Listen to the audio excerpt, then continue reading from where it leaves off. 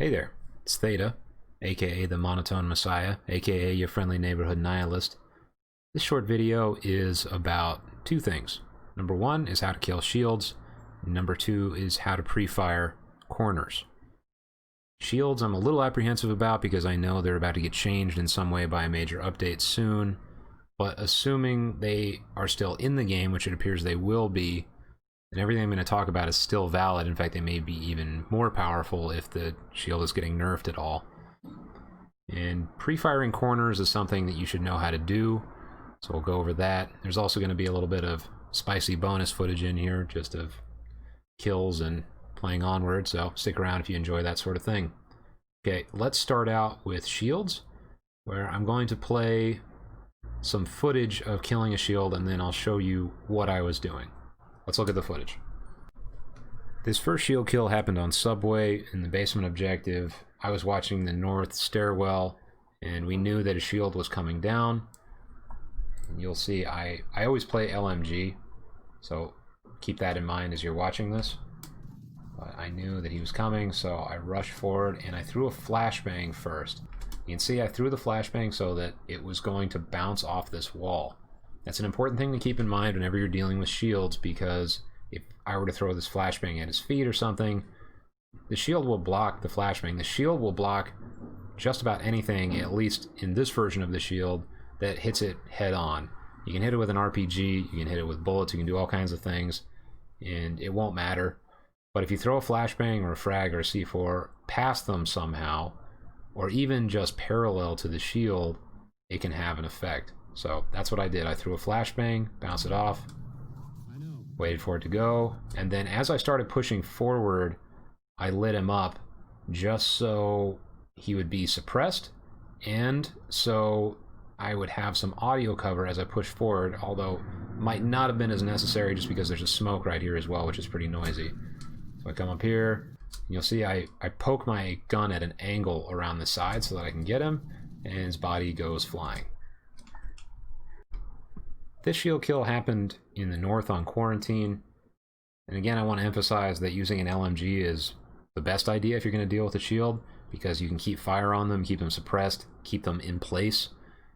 If you try to do that with a regular rifle or something, you're just going to run out of ammo, and when that happens, you are incredibly vulnerable to them. They can run up to you and stab you, they can shoot you with a pistol, so on and so forth. So anytime I'm dealing with a shield, at least at a somewhat close range, or I think they might be a threat to me, I keep fire on them. You can see here, he's shooting at me right there, he flicks, actually injured me, so I syringe myself, and I grab a frag and throw it. I saw that he was moving to the right, so I threw it right over here behind the Humvee. He saw the frag, I didn't cook it enough, he runs back to the left. So we're doing this kind of zigzagging, and all the while he's pushing closer towards me. Shields will always try to get close to you because that's where the advantage is for them. There's a stupid little trick, at least with the current version of Onward, where they can push the shield into your gun, and because Onward has this weird collision detection system, that will prevent your gun from shooting if the barrel is in the shield, and then they can lower the shield a little bit and stab you or shoot you without you being able to fire back. Anyway, he's closing the distance here. I keep the fire on him, and I throw a flash over him, and this is kind of an interesting situation because I still see him. I've got cover, but I can see through this window knowing that I'll be somewhat safe from him. So I throw the flash, it lands behind him, close enough to blind him. You can see it's a blinding because he just kind of sits there, and as I get him, I take an angle. That's really the key thing on any shield attack, is you need to get an angle on them. If I just sat there and shot him straight on, the blinding would have worn off and he most likely would have killed me. So as he's blinded, I keep the fire on him, which again keeps him suppressed, and it also provides audio cover. He can't hear my footsteps as I'm taking the angle, and when I get the angle, I've got the kill. This shield kill happened on Cargo, and this one was just more about having an angle to begin with. There isn't any real magic to this one, as you'll see. So we come over here, and he just left his arm a little too exposed, and he was rotated just slightly, and that left just enough of an opening for me to hit. Once again, with an LMG, it's not a problem for me to more or less waste some ammo on that. If you have a rifle or something, it's much more risky to try and hit that little piece that's jutting out. I wouldn't recommend it. Come over here, get his friend. And in general, this was more of a lucky shot. I don't recommend doing this too often. If you have an LMG and there's distance like there was in this situation, and he was being surrounded too, which you can't see in this footage, which was making him a little more cautious in terms of his movements, and he was looking back and forth trying to figure out how to get out of that situation because he was sort of pinned there, and as he was doing that, he screwed up and left an angle open. This is another shield kill on cargo. This one was just pure angle. He was looking a different way. If you see any kind of camouflage exposed while they are holding the shield, it's a good idea to shoot at it. In this case, there was so much exposed that even if you had a rifle, I would recommend doing it. As you can see, I spot him, and yeah, he just had a lot happening there. And there was also somebody else firing at him, distracting him. That's a good idea. Something I should have touched on earlier is if you can, pull a pincer move on them, get one person to distract them, and then that's an easy way to take an angle. Somebody communicates, hey, shield over here. That person keeps them busy one way or another, keeps their focus, and then you maneuver around and shoot them, which is more or less what happened right here. Let's talk a little bit about pre-firing. For now, I'm not convinced this is something that requires its own massive video, treating it more as a micro topic, sort of like killing shields. So why would you care about pre-firing? Well, first of all, there's something called peeker's advantage, which if you've played long enough, I'm sure you've heard of it and experienced it, where somebody peeks a corner hard, and before you can react or do anything, they kill you. And if you combine this with pre-firing, it becomes very hard to deal with for your opponents. In peeker's advantage, all it really means is that aggression wins. That's the simple way to sum it up, because as you're storming around that corner, yes, they may spot you and kill you. It's not like you're invincible when you come around the corner, but you have the initiative. You have your gun up. You are the one ready to fire and take action, whereas it's up to them to react. Again, sometimes it works. Sometimes you come around a corner and there's a bunch of distance between you and that person. You're not fast enough, so on and so forth, so it can still fail. And pre-firing can also hurt you sometimes if you do it too early, or you are wrong about somebody being right around the corner, in which case you give away your position. But there are many times when it works out. In this particular case, I was playing a game of Subway, and I knew somebody was around the corner. I could hear the footsteps. It turned out that there was more than one person. There's one, there's two, there's three. And that's just how powerful pre-firing is. And the moment I killed the first person, they were aware I was there. This guy was caught off guard because he was throwing something, but this guy was looking right at me. And he ended up shooting me after I had already taken out all three of them. And that just goes to highlight how powerful the peeker's advantage is, and how powerful pre-firing is too. The other piece of it is if you have an LMG like I'm always using, then you've got enough ammo to really fire early. You can see that, you know, I'm starting here. The muzzle flash is roughly here. I can't see anybody at this point, but I'm firing. There we go. So you can see my bullets are hitting around here as I'm raising my gun up. Coming around the corner, first one goes down. This guy runs up. And they're starting to understand, oh boy, there is somebody around the corner. But even then, this guy's looking right at me, and because this has been so violent and so fast, he cannot stop it. That's the power of the peeker's advantage. And this guy goes down, and then his friend goes down. So if you have an opportunity to pre-fire in a tight space like this, where you know it's very unlikely that they're going to be far away from you, and that you can sort of guesstimate where they're going to be, pre-firing works pretty well. This would not work as well if you're on a big map like, say, Downfall, and you're trying to pre-fire a corner on some building in the middle of nowhere.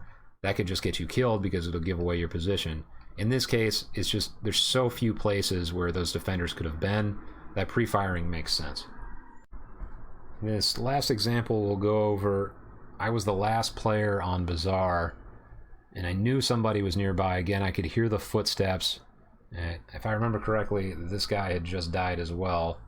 So I knew that there was some kind of action over here. And then as I was coming up this hallway, I heard him moving right here. So I knew he was at least pushing up. This was a much riskier move, as you'll see. So let's see, I come up here, I hear him. I start poking my gun. This is when I start firing. I actually fired just a moment. You can see I started firing a moment before he came into view. And then it worked out. This could have easily backfired, because as you can see, I come around here. He's actually pushing me, but because I came out and pressed the corner, I got the peeker's advantage on him, and he had to react against a moving body getting right in his face. And I was pre-firing around the corner too, and being that close to an LMG will suppress you, even if you're a friendly. So as I'm coming around this corner and I start firing, he's getting suppressed, and he has to deal with peeker's advantage. Tends to not work out very well for the other person. This could have really backfired, though, I want to point out, because if I come around this corner, and let's say he was in this little nook right here. Say I come around this corner, I storm out, and I don't hit anything. It's just air right there. I was wrong about my guess. He could reverse the peeker's advantage on me and pop out right here and shoot me. That's something you need to be keeping in mind anytime you're dealing with corners is, yes, you may have the peeker's advantage, but if you're wrong, A, you might be exposed, and B, there might be a counter peeker's advantage that could be used against you. So just be careful. Practice this and figure out the best rhythm, and learn how to trade off the risk and reward on pre-firing, because it is not pure reward. Well, that's all I've got for today. I hope you've enjoyed this and it's been educational for you. I do want to point out that the people behind the shields in that footage were all from top 10 teams. Not going to put anybody on blast, especially since it was not an official match or anything. But just understand that those tactics are not just being used against newbies. These work against people that really know what they're doing.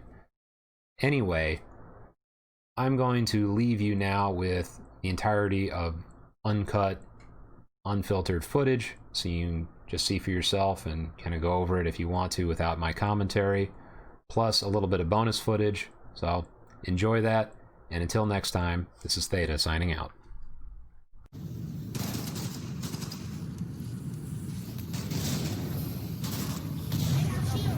I know.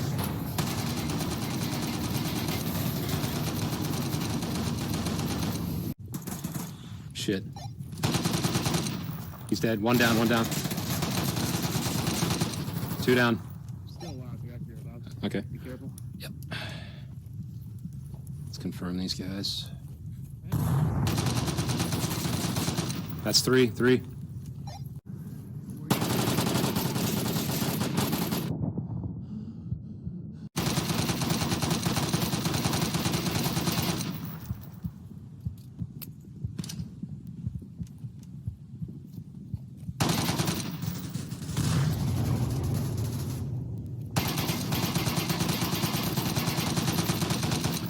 Shield's dead.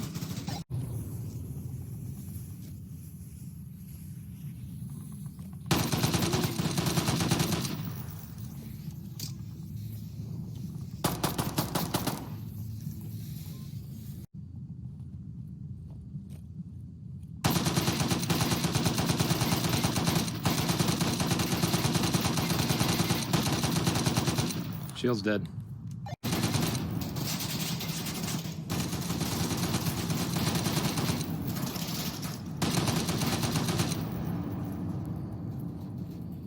Shield's dead. Another one down too.